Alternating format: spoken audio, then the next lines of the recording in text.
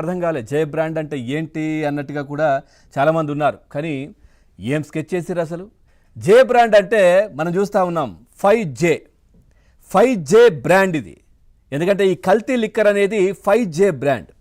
ఎందుకు 5J అంటున్నానంటే, ఒకటి జగన్మోహన్ రావు, ఆ తర్వాత దీంట్లో జనార్దన్ రావు, జగన్మోహన్ రావు జనార్దన్ రావు 2 జేలు, ఆ తర్వాత ఇటు జోగి రమేష్, ఆ తర్వాత జయచంద్రారెడ్డి. ఇవి 4 జేలు, స్మాల్ జేలు ఇవన్నీ కూడా. ఈ 4 స్మాల్ జేలు. ఆ తర్వాత ఇక్కడ ఒక పెద్ద జే ఉంది, బిగ్ జే.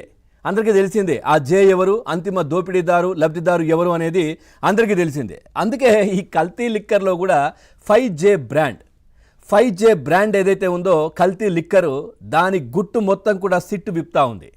ఎందుకంటే వీళ్ళ ఈ ఏదైతే కల్తీ మద్యంతో పాటు దీంట్లో కుట్ర కోణం కూడా దాగి ఉంది. ఎందుకంటే రాష్ట్రంలో ఇబ్బందికర పరిస్థితి సృష్టించాలి, తర్వాత జనాల ప్రాణాలు తీయాలి, ఆ తర్వాత దాన్ని కూటమి ప్రభుత్వం పైన వేయాలి.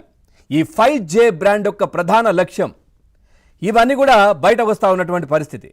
సో కల్తీ మద్యం కేసులో కీలక విషయాలు కూడా సిట్ అధికారులు రాబట్టారు. ఒక్కొక్కటిగా రాబడుతున్నటువంటి పరిస్థితి.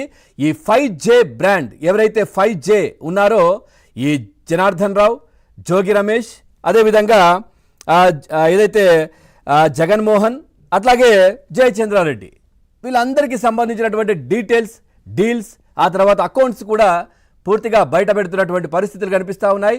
కల్తీ మద్యం తయారీకి సంబంధించి ఇక విక్రయాల ద్వారా వచ్చినటువంటి సొమ్మును వాటాలు వేసుకొని పూర్తిగా నీకింత, నాకింత, ఆయనకింత, అంతిమ లబ్ధిదారుకింత అనే విధంగా వాటాలు వేసుకుని వీళ్ళంతా పంచుకున్నారంట. అవన్నీ కూడా బయటకు వస్తూ ఉన్నాయి.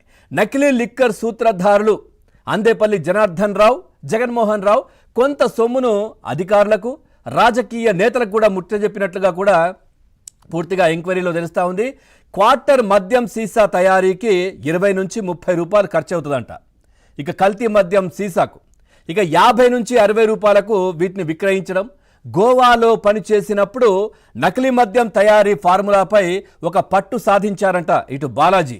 నిజంగా వీళ్ళకు ఒక చదువు మీదనో లేదంటే ఒక టెక్నాలజీ మీదనో దేని మీదైనా పట్టు సాధిస్తే బాగుంటుంది, కానీ ఈ కల్తీ మద్యం పైన పట్టు సాధించడం, ఆ తర్వాత ఆఫ్రికాకి వెళ్ళి దీనిపైన ట్రైనింగులు తీసుకోవడం ఏంటో అర్థం కాదు. నిజంగా చెప్పాలంటే కల్తీ మద్యానికి ఈ 5J అనే వ్యక్తులు మెదడును ఉపయోగించి ఒక అధునాతనమైనటువంటి లిక్కర్ను తయారు చేసి ప్రజలపైన, జనాలపైన వదిలినటువంటి పరిస్థితి. అదంతా ఇప్పుడు బయటపడతా ఉంది. పూర్తిగా కల్తీ మద్యం తయారీ ఫార్ములా ఈ బాలాజీకి మాత్రమే తెలుసట. అందేపల్లి సోదరులు సరుకును తయారు చేసి ఇవ్వడానికి బాలాజీకి 20 లక్షలు అడ్వాన్స్ కూడా ఇచ్చారంట. ఇబ్రహీంపట్నం కావచ్చు, ఇటు ములకల చెరువులో ఈ కల్తీ మద్యాన్ని తయారు చేసి పూర్తిగా ఈ సరుకును బార్లు, బెల్ట్ షాపులకు సరఫరా కూడా చేసి విక్రయించినట్లు కూడా ఆయన అంగీకరించినటువంటి పరిస్థితి కనిపిస్తూ ఉంది. ఏమొచ్చింది జగన్మోహన్ రెడ్డి? ఇట్లా ప్రజల ప్రాణాలు తీసి కూటమి ప్రభుత్వం పైన నెట్టే అవసరం ఎందుకు వచ్చింది?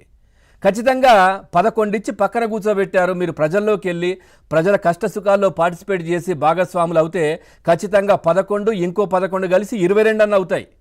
కానీ ఈ విధంగా మీరు చేస్తూ ఉంటే కుట్రలు కుతంత్రాలు చేసి ప్రెస్ మీట్లు పెట్టి మొన్న పెట్టారు జగన్మోహన్ రెడ్డి.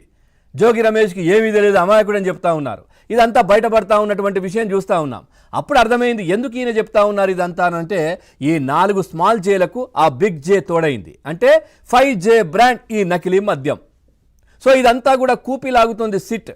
సో ఖచ్చితంగా వీళ్ళందరూ కూడా కల్తీ మద్యాన్ని అమ్మే కుట్ర, ఆ తర్వాత ఇటు అంతిమ దోపిడీదారు ఈ బిగ్ జే ఎవరైతే ఉన్నారో ఆయన కుట్రకోణం, ఈయన మాత్రం కుట్రకోణానికి సంబంధించినటువంటి అంశం. సో ఇదంతా బయటకు వస్తూ ఉంది. ఖచ్చితంగా దీనికి సంబంధించిన డీటెయిల్స్ కూడా బయటకు తీస్తూ ఉన్నటువంటి పరిస్థితి కనిపిస్తూ ఉంది. పూర్తిగా దీంట్లో చాలా పెద్ద ఎత్తున కూడా నకిలీ మద్యం ఒకవైపు, ఏదైతే ఇంతకుముందు మద్యం పాలసీ దానికి సంబంధించినటువంటి ఎంక్వైరీ ఒకవైపు, ఇప్పుడు కొత్తగా ఈ నకిలీ మద్యం ఏదైతే ఇప్పుడు దొరికిందో, ఈ వీళ్ళ గుట్టును రట్టు చేశారో వైసీపీ నేతల గుట్టును, అదంతా దానికి సంబంధించినటువంటి అంశం కూడా బయటకు వస్తూ ఉంది. దీంట్లో సిట్ అధికారులను కూడా మొన్న జగన్మోహన్ రెడ్డి కొంచెం ఇబ్బంది పెట్టే పరిస్థితి చూసాం. సిండికేట్లో ఆయన కూడా భాగం. సిట్ అధికారిగా ఆయన ఎట్లా వేస్తారంటూ కూడా జగన్మోహన్ రెడ్డి మాట్లాడారు. సో సిట్లో ఉన్నటువంటి హెడ్ను. సో మరి ఈ విధంగా ఇష్టానుసారంగా మాట్లాడడం అంటే భయం మొదలైంది. ఖచ్చితంగా నా వరకు వస్తుంది అని అనుకున్నారో ఏమో, మరి ఈ కుట్ర మరి నా వరకు వచ్చే అవకాశం ఉందో ఏమో అని అనుకుంటున్నారు కావచ్చు ఆ పెద్ద జే. కాబట్టే ఈ విధంగా ఆరోపణలు చేస్తున్నారా, ఈ విధంగా జోగి రమేష్కి ఏం తెలియదు అని అంటున్నారా, మరి ఏంటి ఇందులో అనేది కూడా చాలా చర్చ జరుగుతూ ఉంది. సో ఈ అంశానికి సంబంధించి మనం చర్చలోకి వెళ్దాం. చర్చలో పాల్గొంటున్నారు రాజకీయ విశ్లేషకులు సీనియర్ అడ్వకేట్ ముప్పళ్ళ సుబ్బారావు గారు కూడా లైవ్లో సిద్ధంగా ఉన్నారు. సార్ నమస్కారం. అట్లాగే టీడీపీ పార్టీ అధికార ప్రతినిధి